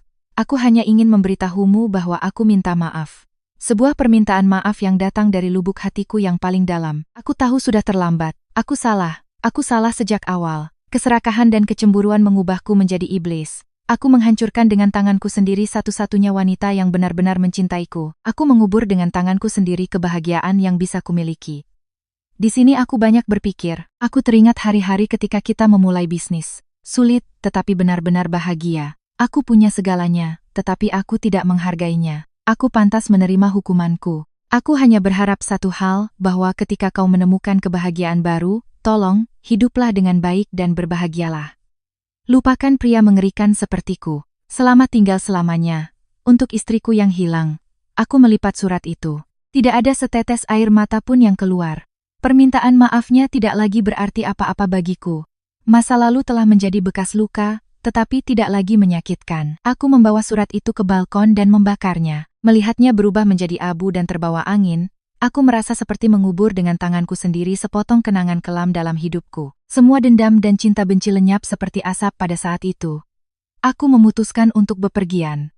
Sebuah perjalanan tanpa tujuan yang pasti, hanya agar jiwaku bisa beristirahat dan pulih. Aku memilih Bali, tempat Ibu Amalia dan aku bertemu, tempat takdir dimulai, tapi kali ini aku sendirian. Udara Bali di musim gugur terasa sejuk dan jalanan berkelok-kelok di antara hutan pinus. Aku menyewa sebuah rumah pedesaan kecil yang cantik di sebuah bukit yang jauh dari kebisingan kota. Setiap pagi aku terbangun oleh kicauan burung, berjalan-jalan di taman hortensia, membaca di dekat perapian, dan menikmati secangkir kopi panas. Aku tidak lagi memikirkan pekerjaan atau masa lalu. Aku belajar untuk hidup perlahan, untuk mendengarkan diriku sendiri. Aku menyadari bahwa kebahagiaan terkadang hanyalah menjadi satu dengan alam, menjadi diriku sendiri tanpa terikat pada siapapun. Suatu sore, saat aku mengamati matahari terbenam dari puncak sebuah bukit di kawasan Ubud, aku menerima telepon dari Ibu Amalia. "Nak, di mana kamu? Apa kabarmu? Apa kamu merasa lebih baik?" Suaranya masih hangat dan penuh kasih. "Ya, Bu, saya baik-baik saja. Saya di Bali. Udara di sini luar biasa. Syukurlah. Istirahatlah sebanyak yang kamu butuhkan. Perusahaan akan kami urus. Kamu pantas mendapatkan waktu tenangmu." Kami berbicara cukup lama. Dia menceritakan tentang situasi perusahaan dan proyek-proyek baru, dan aku bercerita tentang bunga bougainville yang kulihat di sepanjang jalan. Percakapan itu tidak penting, tetapi menghangatkan hatiku. Aku tahu dimanapun aku berada, akan selalu ada seseorang yang menjagaku. Sebelum menutup telepon, Ibu Amalia tiba-tiba berkata, "Oh, Aditya juga ada di Bali sekarang. Dia sedang mengikuti retret meditasi di sebuah pusat retret di Ubud. Jika kamu punya waktu, mampirlah untuk menemuinya. Siapa tahu, mungkin ini takdir." "Aditya, putra Ibu Amalia." Aku tersenyum tanpa sadar. Mungkin ini juga permainan takdir. Mengikuti saran Ibu Amalia, pada suatu pagi akhir pekan, aku memutuskan untuk mengunjungi pusat retret meditasi itu. Tempat itu terletak di puncak sebuah bukit, dikelilingi oleh hutan pinus yang rimbun. Ruangnya, yang tenang dan megah, benar-benar terisolasi dari dunia luar yang ramai. Aku tidak langsung mencari Aditya. Aku ingin memberikan diriku waktu untuk ketenangan yang sesungguhnya. Aku melepas sepatu hak tinggiku dan berjalan tanpa alas kaki di lantai batu yang dingin, mengelilingi kompleks retret dalam diam. Suara lonceng yang khusyuk seolah-olah membersihkan debu dan kekhawatiran jiwaku. Aroma dupa yang lembut bercampur dengan bau tajam resin pinus, menciptakan wewangian jernih yang menenangkan pikiran secara aneh. Aku berhenti di depan sebuah pendopo utama, mengangkat pandanganku ke atap-atap melengkung yang terlihat melalui kabut tipis dan menangkupkan kedua tanganku. Aku tidak meminta apapun, hanya berterima kasih dalam hati kepada Tuhan karena memberiku kehidupan dan kekuatan untuk melewati badai. Aku berjalan menyusuri jalan setapak kecil yang menuju ke sebuah gazebo. Dari sini, pemandangan panorama pantai yang indah bisa terlihat. Lautnya tenang seperti cermin, memantulkan langit, awan, dan bayangan pegunungan. Pemandangannya begitu indah dan damai seperti lukisan cat air.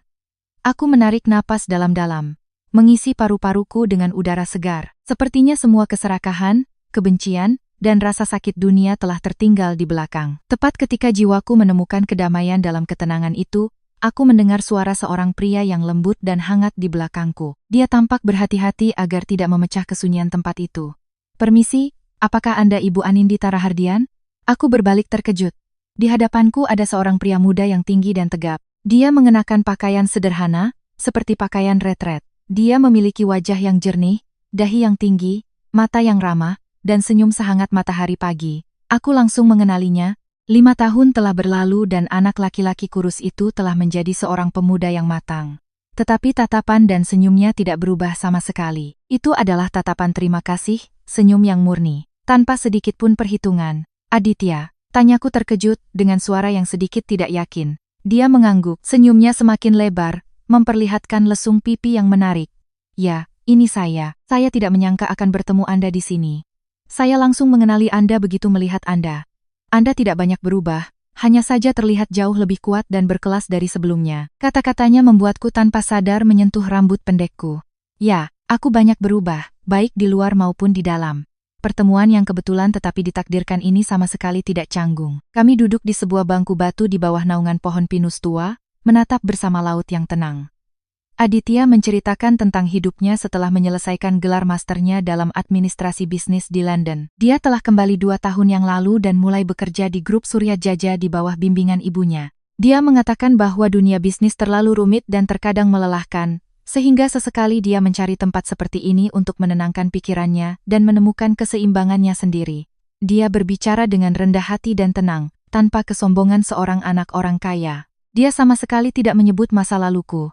Dia tidak menunjukkan rasa ingin tahu atau belas kasihan atas apa yang telah terjadi, meskipun jelas ibunya telah menceritakannya padanya. Dia memperlakukanku seperti seorang kakak perempuan, seorang teman lama yang sudah lama tidak dia temui dengan alami dan tulus.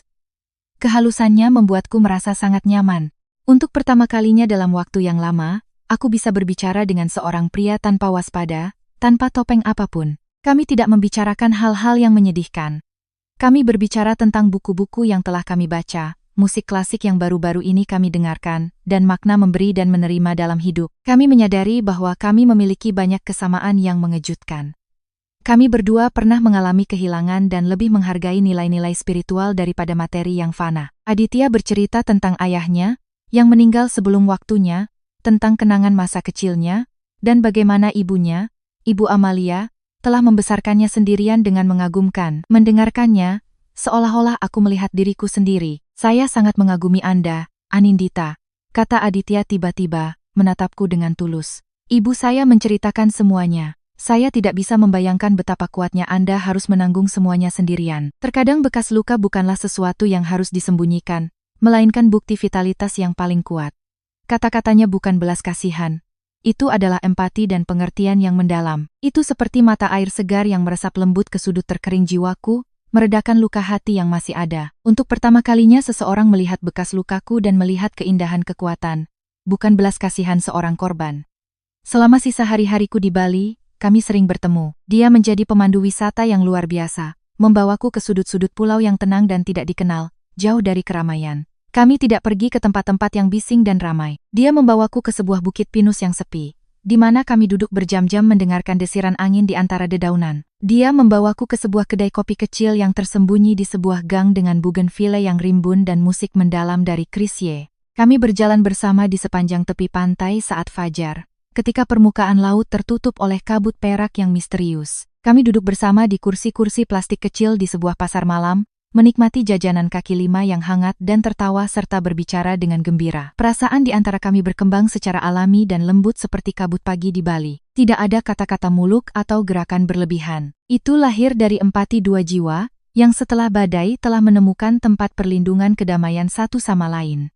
Ketika liburanku berakhir dan retret Aditya juga, kami kembali bersama dengan pesawat ke Jakarta. Meninggalkan Bali, meninggalkan ruang impian itu, aku sedikit khawatir bahwa semuanya akan kembali seperti semula, tetapi tidak demikian. Kehadiran Aditya membuatku melihat Jakarta dengan mata yang berbeda.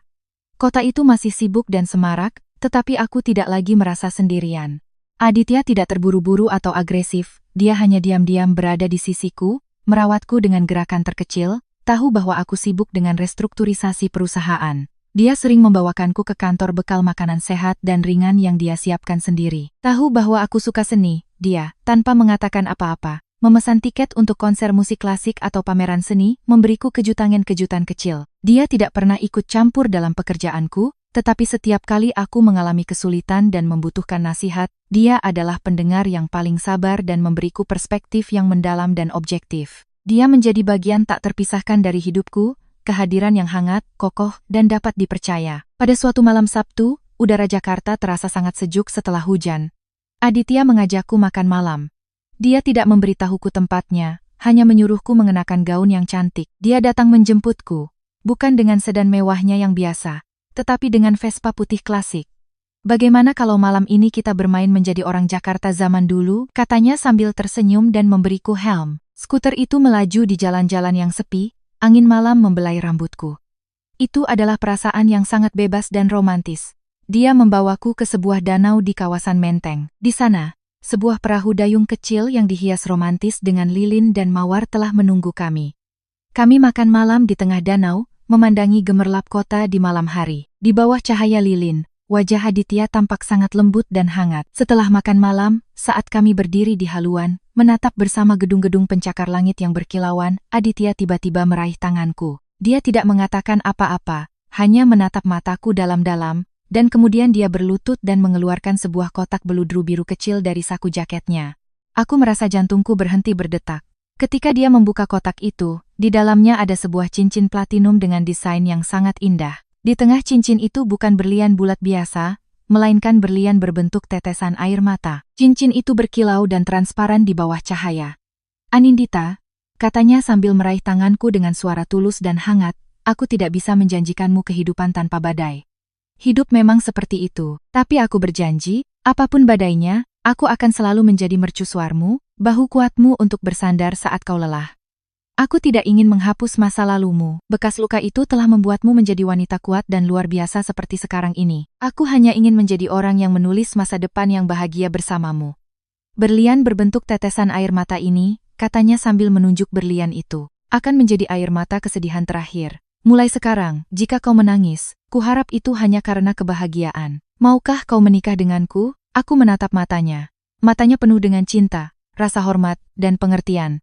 Semua penghalang dan ketakutanku lenyap. Air mata kembali mengalir, tetapi kali ini, seperti yang dia katakan, itu adalah air mata kebahagiaan yang meluap. Aku mengangguk dalam diam. Cincin itu meluncur ke jari manisku. Pas dengan sempurna dan berkilau seperti janji awal yang baru. Dia bangkit dan memelukku di atas danau yang berkilauan di bawah langit malam yang penuh bintang. Aku tahu bahwa setelah begitu banyak badai, perahu hidupku akhirnya tiba di pelabuhan yang damai, tempat di mana cinta dan ketulusan menungguku. Fajar baruku baru saja dimulai.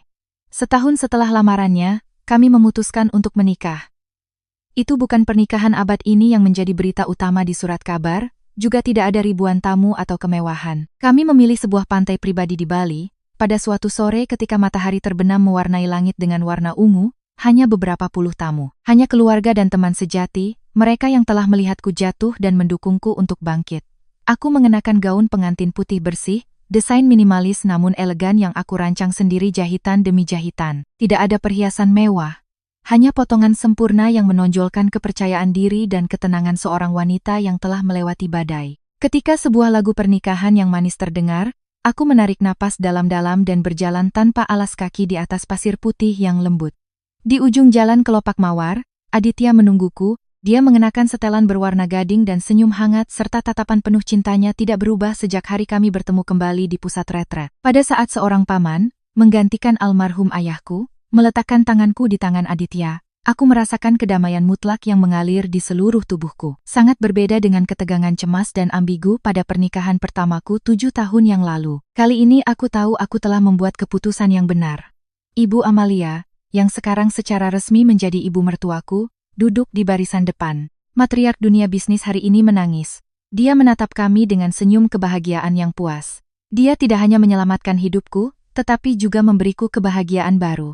Pada saat mengucapkan janji, Aditya tidak mengucapkan kata-kata muluk atau klise. Dia menatap mataku dalam-dalam dan di antara suara ombak, dia berkata dengan suara berat dan hangat, "Aku tidak menjanjikanmu kehidupan tanpa air mata, tetapi aku berjanji akan menjadi orang yang menghapusnya. Aku tidak berjanji akan menanggung dunia di pundakku untukmu. Tetapi aku berjanji akan selalu berada di sisimu untuk berbagi setiap beban. Terima kasih telah melewati rasa sakit dengan berani dan sampai di sini." Aku menangis. Air mata kebahagiaan mengalir di pipiku, tetapi aku tidak berpikir untuk menghapusnya. Kehidupan pernikahan kami dimulai seperti itu, sederhana dan manis. Kami bukan hanya suami istri, tetapi juga teman seperjalanan, belahan jiwa di jalan karier dan kehidupan. Aditya adalah pria modern dan mendalam. Dia tidak merasa terancam oleh kesuksesan istrinya. Sebaliknya, dia adalah orang pertama yang merayakan setiap kali Puri Kencana Desain mencapai tonggak sejarah baru, dan orang pertama yang membuka lengannya ketika aku kelelahan karena tekanan bisnis. Ada hari-hari di mana aku harus begadang semalaman untuk menyelesaikan krisis di perusahaan. Aditya tidak pernah mengeluh sekalipun. Dia menyiapkanku teh herbal dalam diam, membaca buku di sampingku dan sesekali memijat bahuku. Kehadirannya yang diam adalah kekuatan besar bagiku untuk dengan tegas mengarahkan perahu karierku. Bersama-sama kami memimpin 2 grup besar, saling mendukung. Puri Kencana Desain dan grup Suryat Jaja menjadi mitra strategis yang tak terpisahkan, membentuk kekuatan ekonomi yang kuat. Tetapi yang paling membuatku bangga bukanlah omzet miliaran, melainkan Yayasan Amal Kencana Bangkit. Yayasan ini tumbuh secara spektakuler, menjadi pilar bagi ribuan wanita di seluruh negeri. Setiap kali aku melihat bagaimana seorang wanita, dengan dukungan yayasan, keluar dari kekerasan, mendapatkan kembali kepercayaan diri, dan memulai kehidupan baru, hatiku dipenuhi kehangatan. Aku menyadari bahwa penderitaan masa laluku tidak sia-sia. Itu telah menjadi kekuatan pendorong untuk membawa kebahagiaan bagi orang lain. Kebahagiaan kami benar-benar meledak 2 tahun setelah pernikahan, ketika aku tahu aku hamil. Dan yang paling ajaib adalah, itu kembar. Selama kehamilan, aku hidup seperti seorang ratu, dirawat oleh Aditya dan ibu mertuaku. Ibu mertuaku, yang sibuk dengan ratusan hal, meninggalkan semuanya untuk secara pribadi memasak makanan bergizi untuk menantunya. Ketika aku hamil Aditya, aku terlalu sibuk dan tidak merawat diriku dengan baik. Sekarang aku punya menantu, aku harus menebusnya, katanya. Kasih sayang tulus dari keluarga mertuaku membuatku merasakan apa itu rumah yang sesungguhnya. Itu adalah sesuatu yang telah kurindukan selama pernikahan pertamaku yang dingin dan penuh perhitungan. Pada hari aku melahirkan, hujan turun deras, seperti malam ketika aku dikurung di gudang, tetapi kali ini aku tidak sendirian. Aditya berada di sisiku di ruang bersalin sepanjang waktu. Dia meremas tanganku dengan kuat dan berkeringat lebih banyak dariku. Dia terus berbisik di telingaku. Semangat sayang. Sebentar lagi kita akan bertemu bayi-bayi kita, aku di sini. Aku akan selalu berada di sisimu. Ketika tangisan pertama kedua anak itu terdengar, seorang anak laki-laki dan seorang anak perempuan, aku melihat Aditya menangis. Pria itu, yang selalu tenang dan kuat, menangis seperti anak kecil ketika dia menggendong kedua malaikat kecil itu untuk pertama kalinya. Kami menamai mereka damai dan tenang, dengan harapan mereka akan memiliki kehidupan yang damai dan selalu berjalan menuju cahaya. Kedatangan kedua anak itu mengisi kekosongan terakhir di hatiku.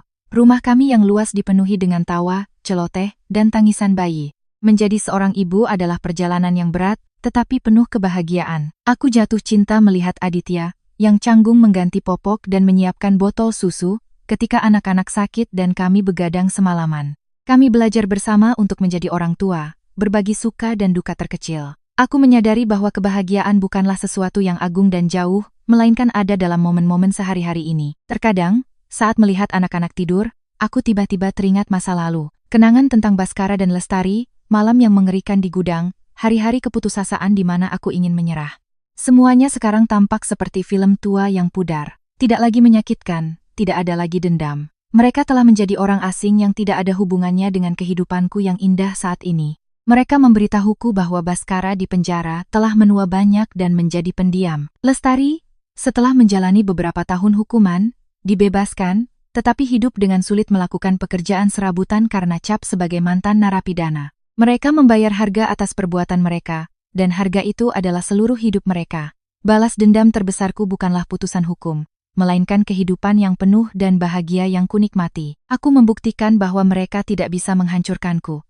Aku bangkit dari abu yang mereka tinggalkan 1000 kali lebih cemerlang dan kuat. Pada malam ulang tahun ke-15 berdirinya Puri Kencana Desain, aku berdiri di balkon Gria Tawang, menatap pemandangan malam Jakarta yang gemerlap. Aditya mendekat dari belakang, memelukku dengan lembut, dan menyandarkan dagunya di bahuku.